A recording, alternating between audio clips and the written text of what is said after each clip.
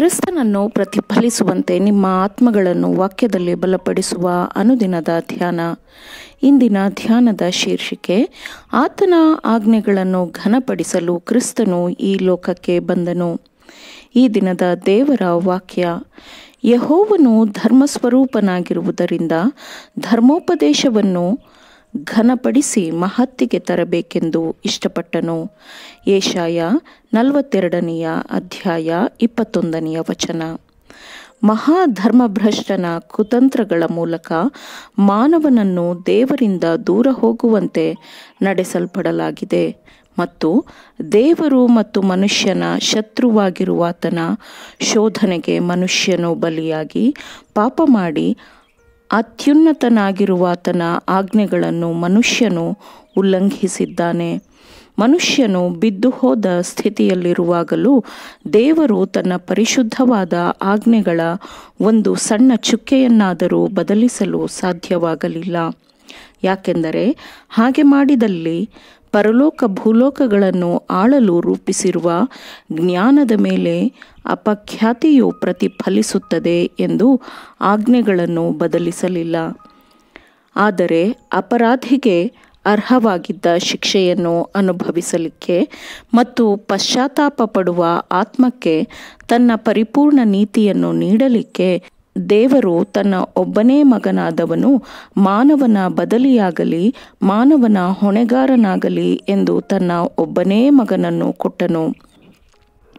ಮನುಷ್ಯರು ದೇವರ ಕ್ಷಮೆಯನ್ನು ಹೊಂದುವುದಕ್ಕೆ ತಮ್ಮ ಪಾಪಗಳಿಗೆ ಓರೆಯಾಗಿ ತಾವು ದೇವರಾಜ್ಞೆಯನ್ನು ಉಲ್ಲಂಘಿಸಿದ್ದಕ್ಕಾಗಿ ಪಶ್ಚಾತ್ತಾಪ ಪಡಲಿ ಎಂದು ತಮ್ಮ ನಂಬಿಕೆಯ ಮೂಲಕ ಕ್ರಿಸ್ತನನ್ನು ತಮ್ಮ ಬದಲಿ, ಜಾಮೀನುದಾರ ಮತ್ತು ನೀತಿ ಎಂದು ಹೊಂದಿಕೊಳ್ಳಲಿ ಎಂದು ಮತ್ತು ಪರಿಶುದ್ಧ ಆಜ್ಞೆಗಳಿಗೆ ವಿಧೇಯರಾಗುವ ಮೂಲಕ ಮನುಷ್ಯರು ದೇವರ ಕಡೆಗೆ ನಿಷ್ಠರಾಗುವಂತೆ ನಡೆಸಲ್ಪಡಲಿ ಎಂದು ಪಾಪದ ಜನಾಂಗಕ್ಕೆ ಕ್ರಿಸ್ತನು ಪಾಪರಹಿತವಾದ ಯಜ್ಞವಾಗಿ ಮನುಷ್ಯರನ್ನು ನಿರೀಕ್ಷೆಯ ಸೆರೆಯಾಳುಗಳನ್ನಾಗಿ ಮಾಡಿದನು.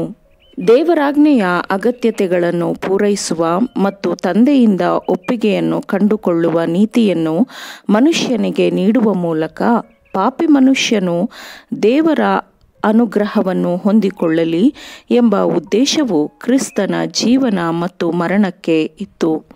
ಆದರೆ ದೇವರಾಜ್ಞೆಯನ್ನು ನಿರರ್ಥಕಗೊಳಿಸುವುದು ಮತ್ತು ರಕ್ಷಣೆಯ ಯೋಜನೆಯ ನಿಜವಾದ ಅರ್ಥವನ್ನು ವಿರೂಪಗೊಳಿಸುವುದು ಯಾವಾಗಲೂ ಸೈತಾನನ ಉದ್ದೇಶವಾಗಿರುತ್ತದೆ.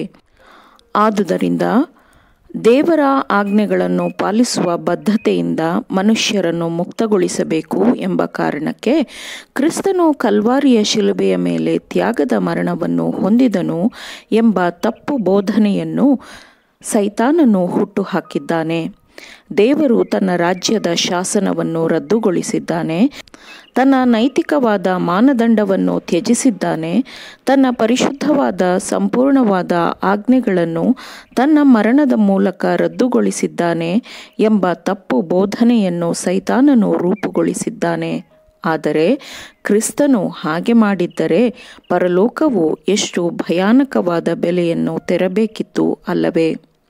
ಕಲ್ವಾರಿಯ ಶಿಲುಬೆಯು ಆಜ್ಞೆಗಳ ಧರ್ಮಶಾಸ್ತ್ರದ ರದ್ಧತಿಯನ್ನು ಪ್ರಕಟಪಡಿಸುವ ಬದಲು ತನ್ನ ಬದಲಾಗದ ನಿತ್ಯಕ್ಕೂ ನೆಲೆಸುವ ಗುಣಸ್ವಭಾವವನ್ನು ತನ್ನ ಕಂಚಿನ ಧ್ವನಿಯಲ್ಲಿ ಅದು ಪ್ರಕಟಪಡಿಸಿತು.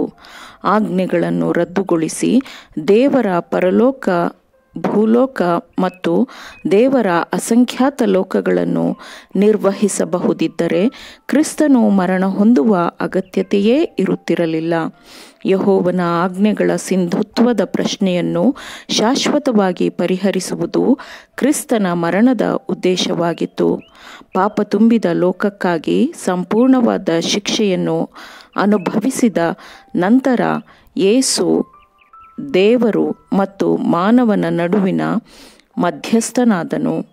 ಮಾನವನು ಸರ್ವಶಕ್ತನ ಆಜ್ಞೆಯನ್ನು ಪಾಲಿಸಲು ಕೃಪೆಯನ್ನು ನೀಡುವುದರ ಮೂಲಕ ಪಶ್ಚಾತ್ತಾಪ ಪಡುವ ಆತ್ಮವನ್ನು ದೇವರ ಅನುಗ್ರಹಕ್ಕೆ ಪಾತ್ರನಾಗುವಂತೆ ಅವನನ್ನು ಪುನಃಸ್ಥಾಪಿಸಲು ಕ್ರಿಸ್ತನು ದೇವರ ಮತ್ತು ಮನುಷ್ಯನ ನಡುವಿನ ಮಧ್ಯಸ್ಥನಾದನು. ಧರ್ಮಶಾಸ್ತ್ರವನ್ನು ಅಥವಾ ಪ್ರವಾದಿಗಳನ್ನು ನಾಶ ಮಾಡಲು ಕ್ರಿಸ್ತನು ಬಂದಿಲ್ಲ. ಬದಲಾಗಿ ಅವುಗಳನ್ನು ಸಂಪೂರ್ಣವಾಗಿ ನೆರವೇರಿಸಲು ಕ್ರಿಸ್ತನು ಈ ಲೋಕಕ್ಕೆ ಬಂದನು.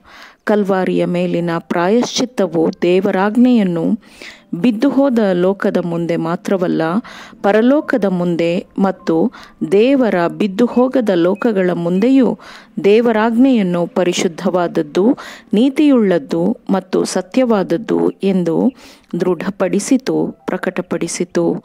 ಆಮೇನ್. ದೇವರ ವಾಕ್ಯಗಳನ್ನು ಶ್ರದ್ಧೆಯಿಂದ ಆಲಿಸುವವರು ಮಾತ್ರವೇ ಆಗಿರದೆ ಪಾಲಿಸುವವರು ಆಗಬೇಕೆಂದು ನಿಮ್ಮನ್ನು ಉತ್ತೇಜಿಸುತ್ತೇನೆ.